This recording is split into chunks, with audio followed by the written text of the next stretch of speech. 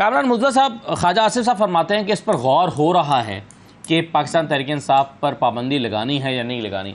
आपके ख्याल में अली ज़फ़र साहब ने तो हवाला भी दिया है एक जजमेंट का भी, और वो कहते हैं कि जी पाबंदी सियासी जमात पर इस तरह नहीं लगाई जा सकती और लगाई गई तो अगले दिन ही अदालत से उड़ जाएगी। आपके ख्याल में क्या इतना मवाद मौजूद है, काफ़ी मवाद मौजूद है कि तहरीक इंसाफ पर पाबंदी लगाई जा सके? देखिए, मटीरियल का तो मुझे पता नहीं है, मैं एक अपने नज़रिए की बात बताता हूँ कि अगर किसी इंसान पे पाबंदी लगाई जाए, जैसे नवाज शरीफ पे पाबंदी लगाई गई सियासत करने की और उसको एलिमिनेट कर दिया गया, जिसमें मेरे दोस्त ताड़ियाँ बजाते रहे और उसको सपोर्ट करते रहे, मैं उसका भी मुखालिफ था। जो कुछ किया अदलिया की मुआवनत से, आप इसको कह लीजिए, मुआवनत से हुआ और उनको जो है ना वो आर्टिकल 16 17 की जो वायलेशन में वो ज़िंदगी भर के लिए कहा कि जी आप पॉलिटिक्स नहीं, आप वोट दे तो सकते हैं, आप वोट ले नहीं सकते, आप पार्टी के लीडर नहीं बन सकते। हालांकि आज भी पार्टी उसी के नाम से चलती है। तो जो कल हुआ था और जिसके लिए जो है वो ये आज के लोग जो है ना जो इन्होंने बीज बोए थे, ये वो भी गलत था। अब आ जाइए कि आज अगर किसी पार्टी पे, इंसान पे भी पाबंदी लगाना सियासत के हवाले से गलत, और अगर किसी पार्टी पे पाबंदी की बात होगी तो वो भी जो है ना वो आप उसको वो नहीं कर पाएंगे। आपने अवामी नेशनल पार्टी पे पाबंदी लगाई, वो नेशनल अवामी पार्टी पे, वो अवामी नेशनल पार्टी बन गई। तो वो इस तरह से जो है ना वो इस तरह से पार्टियों पे पाबंदी जो है ना वो, हालांकि उसमें बड़े सख्त किस्म के इल्ज़ाम थे और मैं नहीं इन बातों पे यकीन करता कि इस तरह की इल्ज़ाम लगा के सियासत पे पाबंदी लगाई जाए। सियासत को खोल देना चाहिए, सियासत खुली होनी चाहिए, सियासत में सियासी लोगों का मुकाबला सियासत से होना चाहिए। मगर उन लोगों का क्या किया जाए जो 2017 में 2018 में जो है वो किसी के कंधों पे बैठे हुए थे, जो उन कंधों पे बैठे थे जिसमें आरटीएस था। अब वो बातें, वो जो आरटीएस का बैठ जाना था, अब वो बातें उस वक्त जायज़ थी, नवाज शरीफ को निकालना जायज़ था, मगर आज जो है ये नाजायज़ हो गया।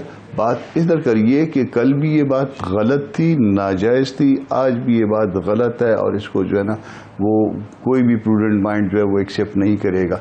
मगर सच अगर बोलना है तो वो पूरा सच ये है। फर्ज कीजिए कि ये कल की भी जाता है और इतना मवाद मिल जाता है कि इमरान खान साहब 9 मई के वाक़यात में खुद मुलव्वस हैं, वो इसकी वाकई ट्रेनिंग दे रहे थे, कारकुनों को तैयार कर रहे थे, उनकी मंशा भी यही थी कि अगर मुझे गिरफ्तार किया जाए तो किया जाता है तो उसके नतीजे में यही होगा, लोग मिलिट्री इंस्टॉलेशंस की तरफ बढ़ेंगे और अहम जगहों पर जाकर वो इस तरह से करेंगे। अगर ये साबित हो जाता है कि तहरीक इंसाफ बतौर जमात इसकी प्लानिंग कर रही थी और इमरान खान इसको लीड कर रहे थे, फिर भी आप इसके मुखालिफ हैं कि पाबंदी लगनी चाहिए?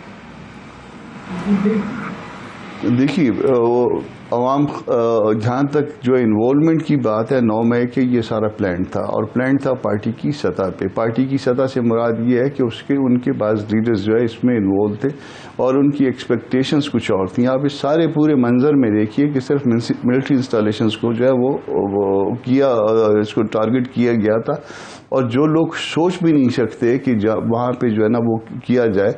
हम तो लाइव ये सारे मंजर देख रहे थे, वो सारे के सारे उसमें इन्वॉल्व थे और इनमें इनकी पीटीआई की कुछ ख्वातीन इन्वॉल्व हैं, कुछ जो है ना वो सारा कुछ मटेरियल आ गया। मगर इस मटेरियल आने के बावजूद जो है वो सियासत पे पाबंदी लगाना है किसी के, ये डायरेक्ट जो है ना वो आपका फंडामेंटल राइट है, ये वो इन्फ्रिंज होते हैं। आपने जो मैंने पहले भी अर्ज़ किया, कल आपने नवाज शरीफ की पाबंदी लगाई थी, गलत किया था, कोर्ट उसमें इन्वॉल्व हुई थी, कोर्ट उसमें उनकी मामलत शामिल थी। आज अगर ये पाबंदी लगती है बावजूद इसके, उनको सजा मिलनी चाहिए। वो 9 मई का वाकया बहुत बुरा वाकया है, इससे बुरा वाकया पाकिस्तान में नहीं हो सकता। इससे बुरे वाकये की एक मिसाल है फैसला होगा पीडीएम की जमातों का। तो आपकी बातों से मुझे ये लग रहा है कि शायद आप अपनी पार्टी में भी यही राय देंगे, यकीन आप यही राय देंगे। तो आपकी पार्टी की राय कोई बन गई है पार्टी के अंदर राय दूंगा, यकीन सियासी जमातों पर पाबंदी के हवाले से?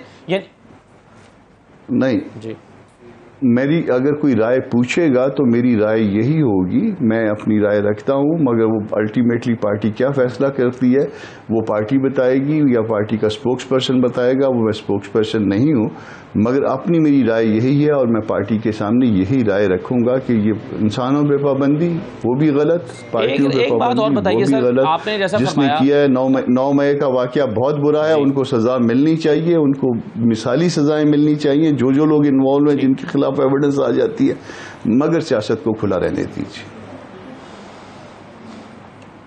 सही है। कामरान साहब, एक और बात बताइए, फिर मैं अंबर की तरफ बढ़ता हूँ। मुझे ये बताइए कि आपने कहा कि इसमें पीटीआई के कुछ लीडर्स शामिल थे 9 मई के वाक़यात में, और जाहिर है उसके बाद फिर लोग उठाए भी गए, उनको गिरफ्तार किया गया, और गिरफ्तार करने के बाद अदालत ने उनको जमानत दी तो फिर गिरफ्तार कर लिया गया। लेकिन अगर वो प्रेस कॉन्फ्रेंस कर देते हैं और कहते हैं कि मैं पार्टी से अलग हो रहा हूँ, तो उनके गुनाह धुल क्यों जाते हैं? उनको तो फिर कानून के मुताबिक बाद में भी सजा तो मिलनी चाहिए, उनके मुकदमात आगे चलने चाहिए, उनकी गिरफ्तारी अगर इसी वजह से तो वो गिरफ्तारी बरकरार रहनी चाहिए, उनकी सजा एक पार्टी को छोड़ने की बुनियाद पर मुआफ तो नहीं हो जानी चाहिए? नहीं, उस पर माफ किसने किया? माफ तो उनकी प्रोसिक्यूशन तो विड्रॉ नहीं हुई है। जो एफआईआर दर्ज हुई हैं या उसमें जो लोग चालान होंगे वो अल्टीमेटली अगर किसी की बेल कर दी है कोर्ट ने तो उसके बाद तो वो स्टिल जो है ना वो जो भी सजा जो केस होगा वो भुगतेगा। कोर्ट ने समझा कि एविडेंस जो है ना वो सफिशिएंट नहीं है, वो डेफिशिएंट है, तो उन्होंने बेल कर दी है। किसी भी वजह को राइटली या रॉन्गली एक बेल तो वो 10 दिन पहले भी हुई थी, नहीं छूट रहे थे। बेल से तो नहीं छूट रहे, छूट तो प्रेस कॉन्फ्रेंस से रहे हैं। नहीं, बाज लोग बेल पे छुट्टे होंगे। अगर कोई क्रिमिनल केस है किसी के ऊपर, वो बेल उसके ऊपर पे क्रिमिनल केस नहीं होगा जो वैसे छुट्टे हैं, वो एमपीओ में बंद होंगे, वो किसी और उसमें जो है ना वो बंद होंगे। वो जो जिनके ऊपर क्रिमिनल साइड पे केसेस हैं वो फिर वो जब तक वो वहां पे बेलें नहीं लगाएंगे और बेल नहीं होगी उस वक्त तक नहीं छुटेंगे। सवाल इस वक्त ये है कि वो जो जिनकी डायरेक्ट इन्वॉल्वमेंट है वो तो आइडेंटिफाई हो गए, जिनकी इनडायरेक्ट इन्वॉल्वमेंट है उनके लिए जो है जियो फेंसिंग हुई है, और जहां जहां पे कांटेक्ट जो है वो स्टैब्लिश हो रहे हैं वो अल्टीमेटली जब चालान होगा या वो अदरवाइज उनको जो समन करेंगे फिर उसके बाद जो है वो उनके खिलाफ भी प्रोसीड करेंगे। मगर उसका जो है ना वो प्रेस कॉन्फ्रेंस के साथ कोई ताल्लुक नहीं है। अगर कोई वर्कर जो है ना, ये तो पहले ही मांगे तांगे के लोग थे, आप देख लेना कि हर आदमी जिसने छोड़ा है पार्टी को वो पहले किस में था। ये तो एक एक्सपेक्टेशन है ना कि जब कोई नजर आ रहा है कि कोई पार्टी जब गवर्नमेंट में आएगी तो सारे उसके साथ जो है ना वो, हाँ, तो वो निकल जाते हैं। एक पॉलिटिकल वर्कर, देखिए हमने भी मार खाई हुई है, 4.25 साल तक हमारे साथ भी जो है ना इसी तरह का सलूक या इससे भी शायद बदतर सलूक हुआ है। इवन हमारी जातों के साथ भी इस तरह के साथ सलूक हुआ है। शहीन को भी एक मामले का शायद पता होगा। मगर बात यह है कि हम चूंकि पॉलिटिकल वर्कर हैं, पार्टी के साथ जो है हमारी एक अटैचमेंट है, हमसे इख्तलाफ किया जा सकता है 100 दफा, मगर इसका मतलब ये नहीं है कि हमको जो है ना वो पार्टी छोड़ के चले जाएंगे। अब अगर वो फेडरल मिनिस्टर जो उसको आपने बनाया था उस लेवल का आपका आदमी जो है ना वो पार्टी छोड़ के जा रहा है और उसको अगर नक्श नजर आ रहा है तो इसका मतलब वो पॉलिटिकल वर्कर नहीं है। वो तो ना चीज आपकी थी पहले, नहीं आपकी थी, अभी साहब ने कहा कि इनको जहाँ की मिट्टी थी वही मिट्टी पे लग गई। डिवीजन रिपोर्ट करने के लिए डेपुटेशन पे भेजे गए थे और इनको कैबिनेट डिवीजन रिपोर्ट करने के लिए कहा गया। अब जब भी पिछले दिनों में मुज़ाकरात हो रहे थे, खैर जेयूआई तो उसमें मुज़ाकरात का हिस्सा नहीं बनी, लेकिन मुज़ाकरात हो रहे थे तो उसमें हुकूमत का ये ख्याल था कि हमें बजट पेश करना है और बजट के बाद ये असम्बलियाँ तहलील की जा सकती हैं। और वो कह रहे थे कि जी फ़र्क यही 30-40 दिन का फ़र्क है, हम भी पीछे आने के लिए तैयार हैं, लेकिन बजट पेश करने के बाद। क्या पीडीएम में ये डिस्कशन हो रही है कि बजट तो अब आने वाला है, 8 जून को अगर बजट आ जाता है तो बजट के बाद क्या इलेक्शंस की तरफ बढ़ा जा सकता है, ये मौजू है, या फिर अगस्त में ही अपने वक्त पर जाकर असम्बलियाँ तहलील होंगी? देखिए, एक बात पहले उससे, ये अदालत की रिट की बात करते हैं, मगर हाकमियत अल्लाह की है और अल्लाह की जो हाकमियत है वो बज़रिया अवाम के इस्तेमाल होती है और अवाम की जो नुमाइंदा है वो पार्लिमान है। और ये पार्लिमान को जो है या पार्लिमान के हिस्सों को उसकी जो सूबाई असम्बली है, एक शख्स अगर 3 दफ़ा तोड़े तो क्या वो कितना सेन आदमी होगा वो कि पहले एक असम्बली में जहाँ उसको ये एप्रीहेंशन हो कि वो जो है ना उसको निकाल देंगे प्राइम मिनिस्टरशिप से, और तो वो पहले उसको तोड़े, फिर उसके बाद 2 और असम्बलियाँ जो है ना सिटिंग आउटसाइड जो है ना बीइंग ये एलियन टू दोज असम्बलीज उसको तोड़वाए, तो वो फिर कितना पार्लियामान का जो है ना वो करता है। और फिर उसके बाद ये दस्तूर की कितनी जो है ना वो इसके ऊपर इम्प्लीमेंटेशन है कि एक ऐसा शख्स जो 1 साल के अंदर जो है ना ये पूरी दुनिया में ये पहला रिकॉर्ड है कि जिसने 3 असम्बलियाँ तोड़वाई या तोड़ी, तो फिर वो यकीनन जो है ना वो तो चैंपियन है कॉन्स्टिट्यूशन का और उसका हक है कि वो जो है ना वो कॉन्स्टिट्यूशन की बात करे, पहले तोड़े फिर उसके बाद जो है ना वो जोड़ने की कोशिश करे, फिर पहले रिज़ाइन करवाए, फिर उसके बाद 9 जगह से इलेक्शन अकेला लड़े, फिर उसके बाद जो है ना 8 फिर छोड़े। तो क्या जो है ना वो दस्तूर का मजाक बनाया हुआ है। हम सिर्फ ये दस्तूर का जो है ना मजाक वो नज़र हमको आता है जो जिसका इशारा दूसरी तरफ हो सके, अपनी तरफ जो इशारे होते हैं वो हमको नज़र नहीं आते हैं शायद। अब आप कहते हैं कि इलेक्शन का जो है ना वो कोई हमारे अंदर कोई डिबेट है जी, डिबेट हम इस बात पे डिटर्मिन है, हम इस बात का फैसला कर चुके हैं कि हम अगस्त से जो है, अगस्त को ये असम्बली जो है उसमें ये स्टेप इन हुई थी, ये इन्होंने ओथ लिया था अगस्त में 16 के आसपास की कोई डेट थी, तो उसके आगे शायद हम एक दिन भी नहीं जाना चाहेंगे।